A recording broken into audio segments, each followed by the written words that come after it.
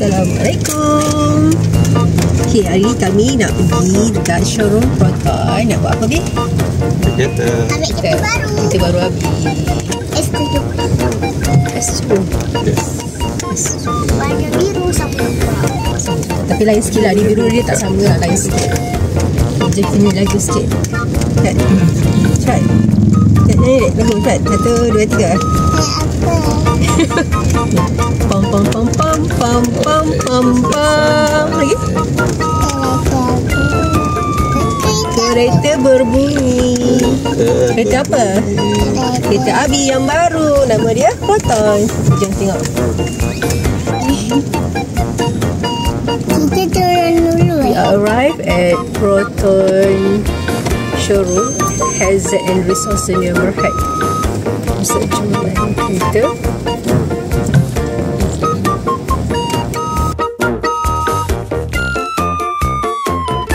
Nak kereta Abi. Raya betul-betul raya. Tak ada biru sangat pun, macam tak blue.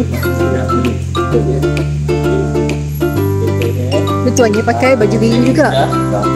Nanti segala. Alhamdulillah dah selesai proses ambil kereta Abi yang baru.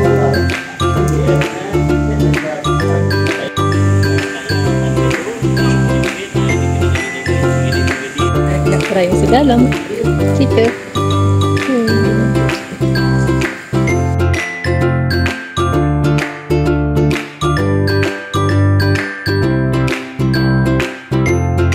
Ni tuan perasaan kita Abi. dia punya yang tas untuk ni tukar dia punya engine mod. Okey. Lepas tu tuan scroll up. Yang tu untuk aircon. Okey tu. Okay, itu saja dari kami. Short vlog pasal kita Abi yang baru. Okay, bye.